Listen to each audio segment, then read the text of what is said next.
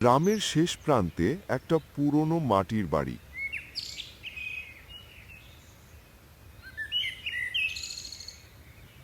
চারিদিকে ঝাউ গাছ, পেছনে ছোট পুকুর, আর সামনে একটা পুরনো বটগাছ।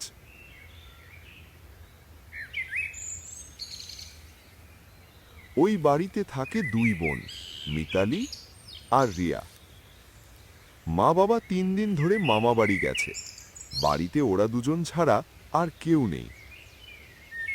রাতটা ছিল আশ্চর্য রকম চুপ।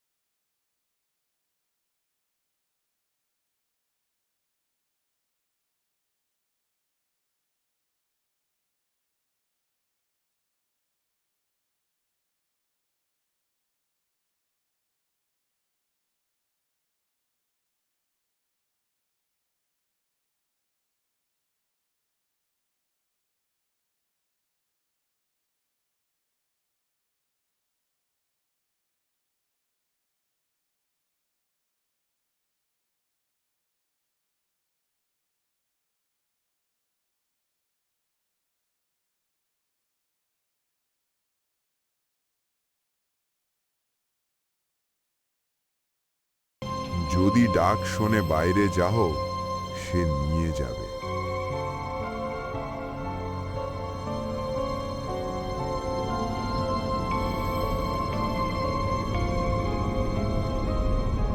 কিন্তু হঠাৎ দরজার ল্যাচটা নিজে থেকে খুলে গেল। ক্লিক! দরজা আস্তে আস্তে খুলতে লাগলো। বাইরে বটগাছের দিকে একটা ছায়া দাঁড়িয়ে। সে হাত তুলে ইশারা করল। চলো, আমার সাথে চলো। রিয়া যেন ট্রান্সে চলে যাচ্ছিল। সে আস্তে আস্তে দরজার দিকে হাঁটতে লাগলো। মিতালি জোর করে তার হাত ধরল। রিয়া, থাম! কিন্তু বাইরে থেকে আবার ডাক। এবার হাসি শোনা গেল, একটা ঠান্ডা ভেঙে যাওয়া হাসি। বটগাছের পাতা জোরে নড়ে উঠল, আর তারপর পুকুরের জল নিজের থেকে হিলতে শুরু করলো, যেন কেউ ভিতর থেকে উঠে আসতে চাচ্ছে। রিয়া যেন কোনো অদৃশ্য শক্তিতে টানা ছিল। তার চোখ দুটো ফাঁকা, কোনো এক্সপ্রেশন নেই। মিতালি যতই ধরে রাখে, রিয়া ততই ছেড়ে দিতে চায়। বাইরে বট গাছের নিচে ওই ছায়া দাঁড়িয়ে। হাওয়া হঠাৎ ঝড়ের মতো জ্বরে উঠল। ল্যান্টার্নের আলো বুঝে গেল। পুরো গ্রাম অন্ধকার। মিতালি চিৎকার করে বলল, রিয়া, তুই কোনো দিকে যাবি না। কিন্তু রিয়া আস্তে আস্তে বলে উঠল, দিদি, ও একা, ও ঠান্ডা লাগছে।